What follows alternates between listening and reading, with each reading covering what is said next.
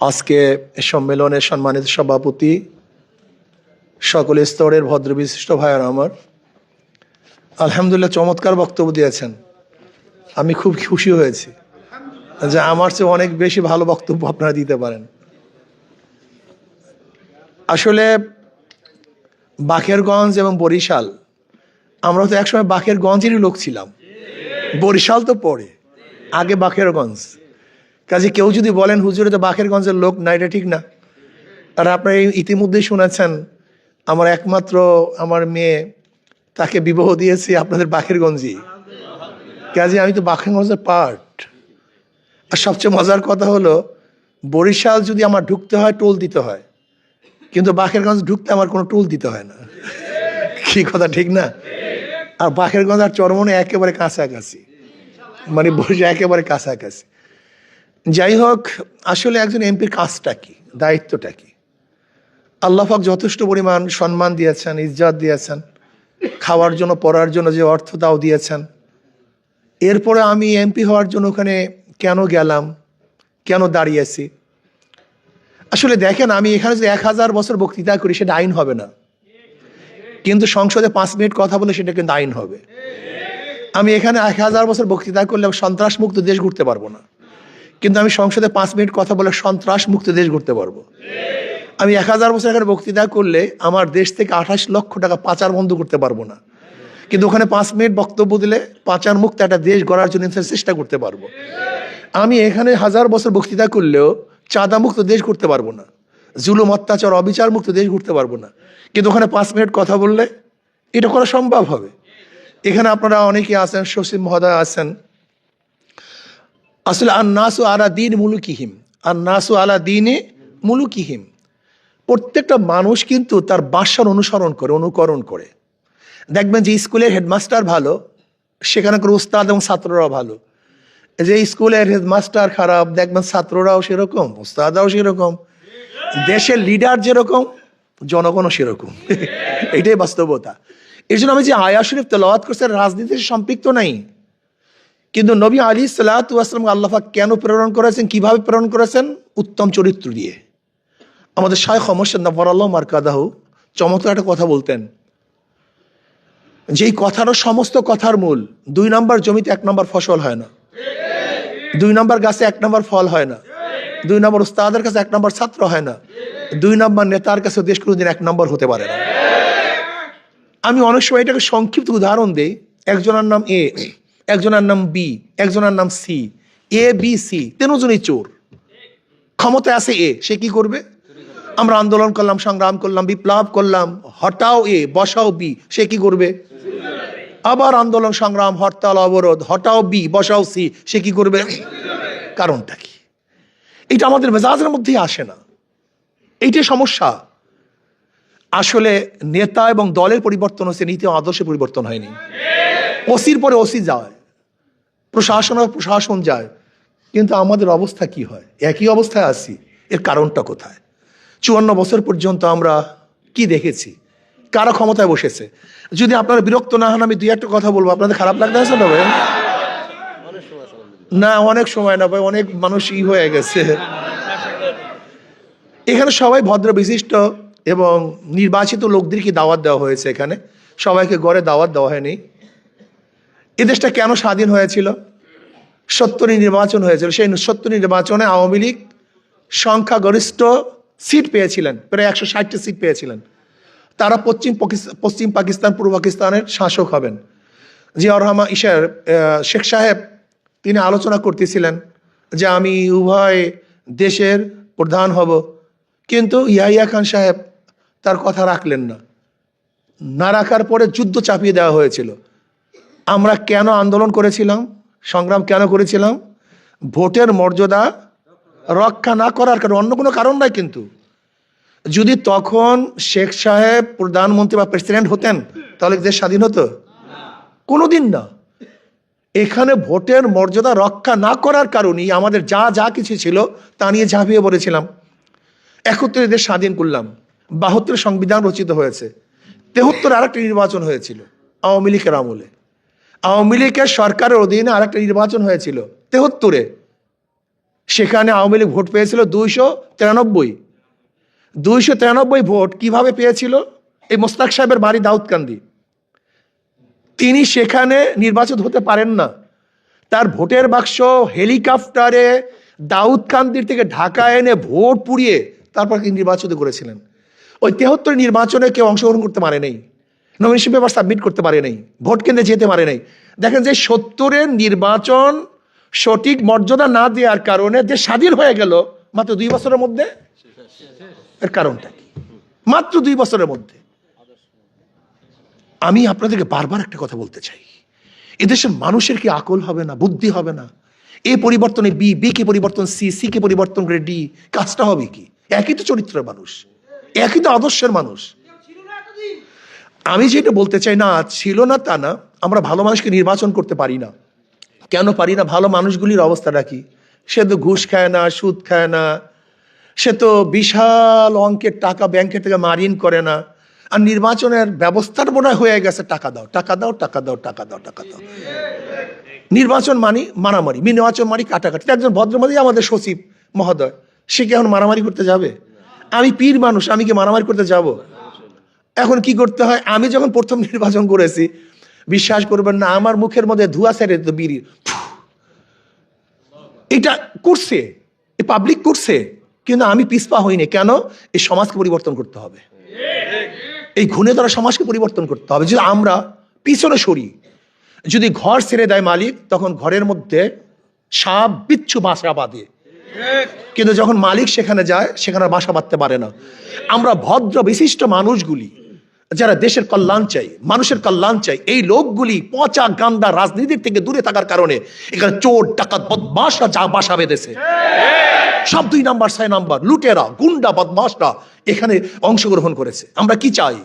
আমরা চাই এখানে ঘরের মালিক আসবে এবং সেখানে সাপ বিচ্ছুগুলা পালিয়ে যাবে। ঘরের মালিক আসবে, চোর ডাকাতরা দখলকৃত জমি ছেড়ে দিবে। ঠিক আমরা কি চাই? ভদ্র বিশিষ্ট মানুষগুলি ক্ষমতায় আসুক, দিনদার এখানে আসুক। যদি দিনদার এখানে না আসে, 1000 বছর চেষ্টা করবেন, চিল্লাবেন, আন্দোলন করবেন, সংগ্রাম দিবেন, বারবার জীবন দিবেন, রক্ত দিবেন, এ দেশ পরিবর্তন হবে না। আমি আগেই বলেছি, আমি এখানে কেন নির্বাচিত হতে চাই। আমরা সবাই বলছেন বাকেরগঞ্জ উন্নয়ন, বাকেরগঞ্জ উন্নয়ন সেকেন্ডারি কাজ। একজন এমপির কাজ শুধু রাস্তাঘাট করা না, একজন এমপির কাজ হলো আগামী দেশটা কোন নীতি এবং আদর্শতে চলবে সেটা নির্মাণ করা, এটা বিনির্মাণ করা। এদেশে চুরি হবে কি হবে না, ডাকাতি হবে কি হবে না, জুলুম অত্যাচার হবে কি হবে না, অবিচার হবে কি হবে না, গুম হবে কি হবে না। আজকে বিচারের অবস্থাটা কি? সেখানে নিরপেক্ষ বিচার নাই। আজকে বর্তমান বিচারালয়ের মধ্যে নিরপেক্ষ বিচার নাই, অথচ একজন বিচারালয়ে থাকা উচিত। এখানে ভদ্র বিশিষ্ট লোক আছেন। একটা ভালো কান্ট্রির সবচেয়ে বড় নমুনাটা কি? রাস্তা ঘাট না, একটা ভালো কান্ট্রির সবচেয়ে বড় নমুনা হলো বিচার ব্যবস্থা। এটা সুবিচার হলো সবচেয়ে বড় নমুনা। অথচ আমাদের সুবিচার বলতে কিচ্ছু নেই। এই যে নমিনেশন পেপার নিয়ে দেখেন, এক নমিনেশন পেপারে একজনের ভুল হয়েছে, তার নমিনেশন পেপার কারেক্ট, ওই একই কারণে আর একজনকে বাতিল। এটা কেমন হলো? এটা কিসের বিচার আমাকে বলেন? তাহলে আইন জানে না বা প্রয়োগ করতে পারে না। সব জায়গায় গ্যাঞ্জাম, সব জায়গায় ঘুরে ধরছে। এই সমাজ থেকে লুটকে বন্ধ করতে হবে, জুলুম অত্যাচারকে বন্ধ করতে হবে, সাম্যতা, মানবিক মর্যাদা, সামাজিক ন্যায় বিচার প্রতিষ্ঠিত করতে হবে। আজকে দেখেন, বিড়ালের সাথে আমরা ছবি তুলতে আনন্দিত হই, লেকিন একজন মেতরের কাঁধে হাত দিয়ে কি আমি ছবি তুলতে পারবো? আমি লজ্জা পাই। বিড়ালকে শ্রদ্ধা সম্মান করেছি, আশরাফুল মাখলুকাতকে, সর্বশ্রেষ্ঠ জীবকে আমি সম্মানই করতে পারিনি। আজকে কেউ কুকুরকে সামনে নিয়ে ছবি প্রকাশ করতে আনন্দিত হই, অথচ একজন কুলি, একজন ঋষির বুকের উপরে বা কাঁধের উপরে হাত দিয়ে আমি ছবি তুলতে পারি না। আজকে কুকুরকে আমার বিছানায় বসাই, কিন্তু আশরাফুল মাখলুকাত একজন শ্রমিককে আমার বিছানায় বসাতে পারি না। আজকে আমি একটা জানোয়ারকে নিজের হাতে খেদমত করি, অথচ আমার ড্রাইভারকে আমার কাছে নিয়ে খানা খেতে পারি না। লজ্জা পাই, লজ্জা পাই। আমাদের কাছে অনেক অফিসাররা যায়, ড্রাইভার নিয়ে যায়। আমি বললাম, ড্রাইভারকে ডাকলেন না? পরে আমি, এইটাই সমস্যা। ইসলাম তো শিক্ষা দেয়নি। নবী আলাইহিস সালাম যখন খানা খেতেন, কে গোলাম আর কে নবী এটা পরিচয় থাকতো না, সবাই একই খানা খেতেন। এই যে বৈষম্য, ব্রিটিশ আমাদের বৈষম্য সৃষ্টি করেছেন। এই বৈষম্য দূর করতে হবে। আশরাফুল মাখলুকাতের মর্যাদা দিতে হবে। ঋষি, কামার, মজদুর, জেলে, তাঁতি, যে যেখানেই থাকুক না কেন, সে একজন মানুষ। আল্লাহ আমাকে ভালো রেখেছেন, কিন্তু ও তো মানুষ, ও আমার মতো ভালো থাকতে পারতো, কিন্তু পরিবেশের কারণে পারেনি। আপনি বিশ্বাস করবেন, এই যে রিক্সা চালায়, এর মধ্যে হাজারো মানুষ বিসিএস ক্যাডার হতে পারতো, কিন্তু সুযোগ পায়নি। এই যে ডক্টর আবুল কালাম, ভারতের প্রেসিডেন্ট, তিনি কে? একজন মাঝির সন্তান, খেয়ালা সন্তান। এই যে আম্বেদকর, বাবাজি আম্বেদকর, সে কে? দলিত বংশ, একেবারে গরিব বংশ, নিচু বংশর। মেধা ছিল, প্রকাশ করার জায়গা পেয়েছে, মেধাবী হয়েছে। আমাদের ইউসুফ রহমতুল্লাহ, ইমাম ইউসুফ রহমতুল্লাহ, সে কে? একজন ধুফির সন্তান, তার বাবা মা ধোফাগিরি করত। এরকম হাজারো রাস্তার সন্তানরা যারা মেধাবী, কিন্তু তারা সেই মেধা প্রকাশ করার জায়গা না পাওয়ার কারণে ধূলিসাৎ হয়ে গেছে। এরকম হাজারো মানুষ দেখেন না, অনেক জেলের সন্তান, কামারের সন্তান ভালো রেজাল্ট করে। আমরা কি চাই? আমরা চাই আশরাফুল মাখলুকাতকে মর্যাদা দিতে, কাজে লাগাতে। আজকে ইউনিভার্সিটি বুয়েট আছে, কিন্তু ডিজাইন করার জন্য, পর্দার ডিজাইন করার জন্য বিদেশ থেকে কেন ইঞ্জিনিয়ার আনতে হবে? আমাদের দেশে ডিজাইনার হয় না কেন? এত ডাক্তার কই, চিকিৎসার জন্য বিদেশে যেতে হবে কেন? একজন সেই মানে ডাক্তার হয় না কেন? একদিন চিন্তা করছেন? একটা ভালো বিল্ডিং ডিজাইনের জন্য আমাদের দেশে কেউ নেই, একটা কম্পিউটারের জন্য কেউ নেই। তার মানে মেধা প্রকাশ করার কোনো সুযোগ আমাদের দেশে নেই। শিক্ষা ব্যবস্থাকে ধ্বংস করে ফেলেছে। আজকে আমাকে এক সাংবাদিক প্রশ্ন, আপনি কি করবেন? আমি বলে আশরাফুল মাখলুকাতকে কাজে লাগার ব্যবস্থা করব। এই জনশক্তিকে কাজে লাগার ব্যবস্থা। 18 কোটি মানুষ যদি 1 ঘন্টা কাজ করে, 18 কোটি ঘন্টা, 18 কোটি ঘন্টা যদি কাজ করে, তাহলে দেশকে কোথায় নেওয়া যায় আমাকে বলেন তো? 1 ঘন্টা যদি কাজ করি আমরা, 1 ঘন্টা 18 কোটি ঘন্টা কাজ হয়, কিন্তু আমরা কাজে লাগাতে পারি না। আজকে এই জনসংখ্যাকে যদি কাজে লাগাতে পারতাম, আল্লাহ পাক যে সম্পদ আমাদেরকে দিয়েছেন, মানব সন্তান, মানব সম্পদ, এর চেয়ে বড় কিছু আছে বলে আমি মনে করি না। খনি আমার জন্য, স্বর্ণ আমি না থাকলে কোনো দাম নেই। আমি মানুষ আসি তো স্বর্ণের দাম, আমি না থাকলে ডায়মন্ডের কোনো দাম নাই। আমি আসি বিদায় ডায়মন্ডের দাম, আমি আসি বিদায় তৈলের খনির দাম।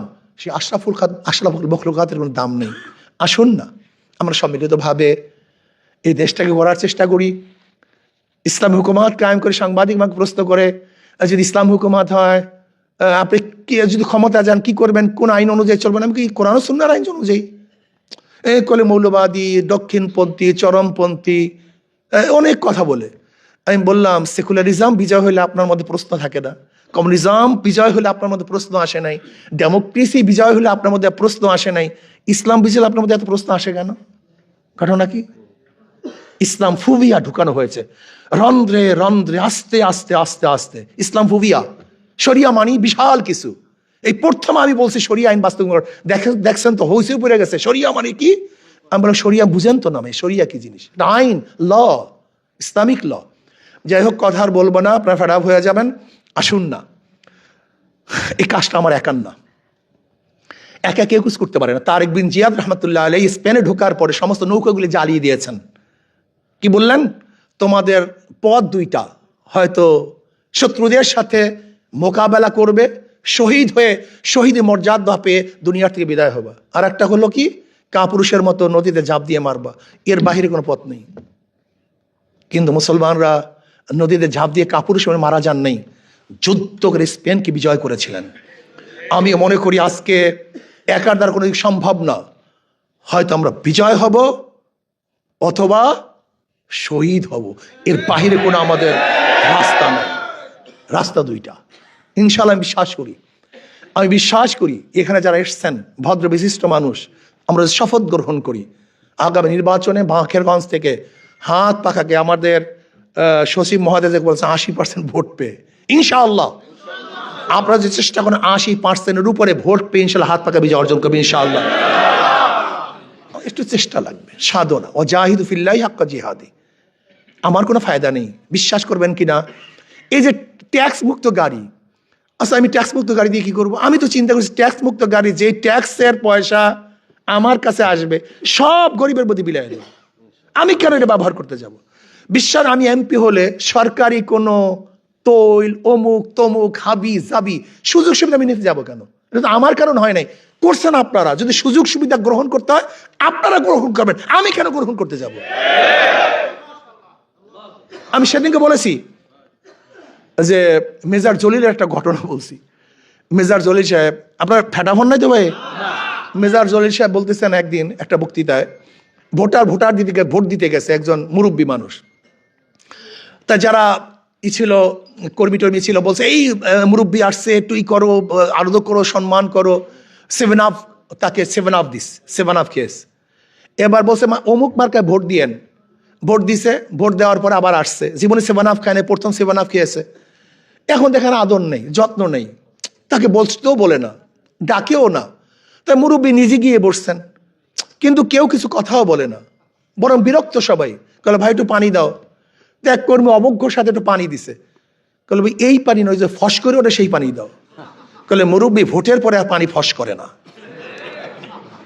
পানি ফস করে ভোটের আগে, ভোটের পরে আর পানি ফস করে না। আমি বলছি যারা ভোটের আগে পানি ফস করবা, ভোটের পরে তোমরা নিজেরা ফস হয়ে যাবা। আর যারা ভোটের আগে ফস করবা না, ভোটের পরে তোমরা জাগ্রত হবা। ক্লিয়ার কাট কথা। আসুন ইনশাআল্লাহ আমরা সবাই সম্মিলিতভাবে বাকেরগঞ্জ নয়, গোটা বাংলাদেশকে গড়ার জন্য ইনশাআল্লাহ বাকেরগঞ্জ থেকে যদি আপনারা মনে করেন আমি সংসদে গিয়ে বোবা হয়ে থাকবো, তাহলে আমাকে ওখানে পাঠাবার কোনো দরকার নেই, বোবা পাঠাবার কোনো দরকার নেই, ওখানে বোবার কাজ না। আর যদি মনে করেন না, যদি হুজুরকে সেখানে পাঠাই, কমপক্ষে বোবা হবে না, রয়্যাল বেঙ্গল টাইগার মধ্যে হুঙ্কার মারবে, তাহলে দায়িত্ব শুধু আমার না, আমাদের দায়িত্ব সবার। কাজে আল্লাহ আমাদের সবাইকে ভালো কাজের তাওয়ানুল বিররি ওয়াত তাকওয়া ওয়ালা তাওয়ানুল ইসমি ওয়াল উদওয়ান, ভালো কাজের সাহায্য সহযোগিতা করার তৌফিক দান করেন। আর আমরা সবাই চেষ্টা করব ইনশাআল্লাহ, যদি অবশ্যই চেষ্টা করি, আস-সায়ু মিন্নি ওয়াল ইতমামু মিনাল্লাহ, আমরা চেষ্টা করব পূর্ণতা ঘটাবেন আল্লাহ। আপনি এসছেন, অনেক খুশি, অনেক শুকরিয়া। ইনশাআল্লাহ দেখা হবে ভবিষ্যতেও। ইনশাআল্লাহ আমরা যেন সবাই হাসি মুখে একই সাথে থাকতে পারি এবং জান্নাতের মধ্যে একই সাথে থাকতে পারি, আল্লাহ পাক সেই ব্যবস্থা করে দেন। আপনাদের জন্য কিছু